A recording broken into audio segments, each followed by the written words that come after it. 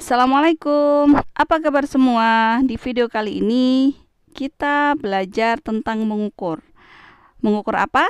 Pastinya mengukur badan ya, karena tujuannya adalah membuat sebuah busana. Nah, materi kali ini disusun oleh Khusus menjadi 28 jam. Untuk membuat busana yang cantik, kita harus bisa tentukan dulu modelnya, ukurannya, dan pastinya juga digunakan dalam kesempatan apa. Misalnya buat pesta, santai, dan lain sebagainya. Proses pembuatan sebuah busana itu diawali dari mengukur ya, sebelum buat pola, menggunting bahan, dan pastinya menjahit. Nah, oke, ini adalah berikut ini cara mengukur badan wanita. Ya, siapkan alat-alatnya dulu. Yang pertama adalah bolpen. Pastikan bolpennya aman, nggak ngadat, biar kalau buat nulis lancar jaya. Lalu yang kedua adalah buku catatan ukuran. Usahakan pakai yang hardcover ya, biar awet, nggak gampang sobek. Kemudian yang ketiga ada meteran, dan meteran ini pastinya sudah familiar, semua pasti punya. Kemudian yang keempat adalah peterban.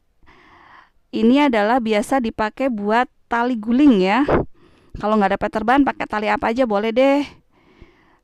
Nah, pertama yang kita lakukan adalah ambil peterban, lalu letakkan pada garis-garis berikut. Yang pertama ada di garis badan, yaitu pada badan atas yang terbesar. Lalu kemudian di garis pinggang itu pas perut itu ya. Kemudian yang ketiga ada di garis panggul, yaitu badan bawah yang terbesar. Nah, berikut ini saya detil ini pengertian dari masing-masing garis. Yang pertama adalah garis badan. Adalah badan atas terbesar melewati puncak dada. Pastikan posisi bagian belakang tali peterban itu lurus, ya. Kemudian yang kedua adalah garis pinggang. Cari pusar, itu paskan di pusar untuk pinggang yang normal. Tapi kalau untuk pinggang yang besar ukurannya, maka di atas pusar 3 cm. Disebut dengan garis pinggang. Nah, yang ketiga adalah garis panggul, adalah badan bawah terbesar. Pastikan posisi paling bawah yang terbesar. Kalau bahasa gampangnya itu pantat gitu ya, maaf loh. Oke, sudah siap semuanya? Dengan catatannya. Nah, yuk kalau sudah siap dengan catatannya, kita mulai ukur. Bismillahirrahmanirrahim. Yang pertama, tulis aja 1 LBA atau lingkar badan, diukur sekeliling badan atas terbesar pas dahulu, lalu tambahkan 4 cm atau selakan 4 jari. Pastikan posisi meteran itu lurus dari depan sampai ke belakang, itu lurus ya, nggak turun-turun ke bawah. Kemudian yang kedua adalah tulis aja LPI atau lingkar pinggang ya. Diukur sekeliling pinggang, dipas lalu ditambah 1 cm.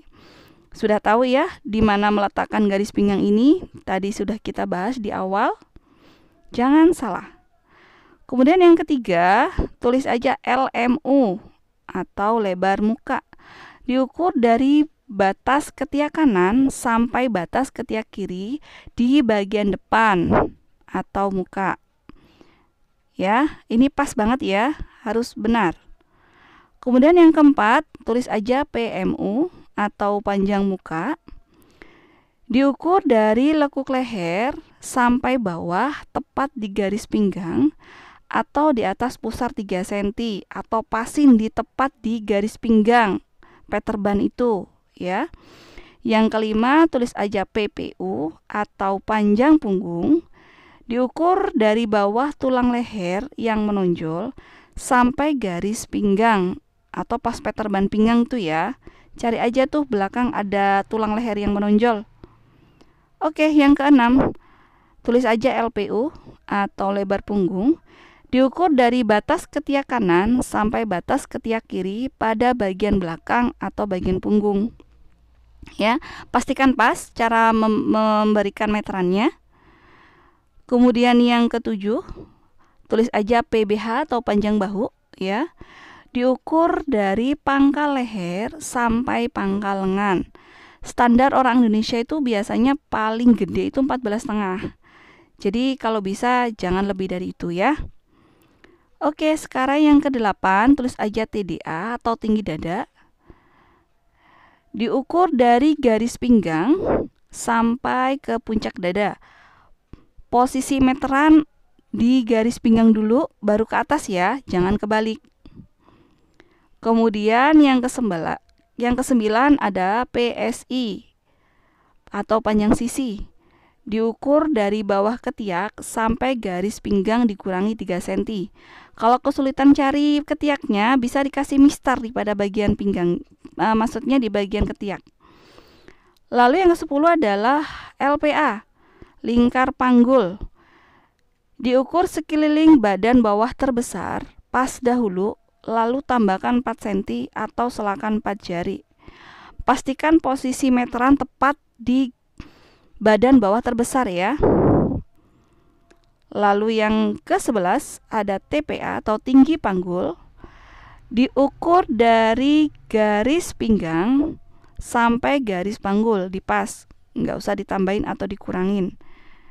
Di peterban pinggang sampai peterban panggul, gampangannya begitu ya. Kemudian yang ke-12 panjang baju. Tulis aja panjang baju boleh, panjang gamis boleh, panjang blus boleh. Yang penting kita mengetahui patokannya, yaitu dari pangkal leher. Dari pangkal leher itu adalah badan atas terbesar. Maaf, maksudnya itu badan atas yang paling tinggi ya, paling tinggi banget. Turun ke bawah terserah. Nah, yang ke-13 adalah panjang lengan. Ditulis singkatan aja PLG.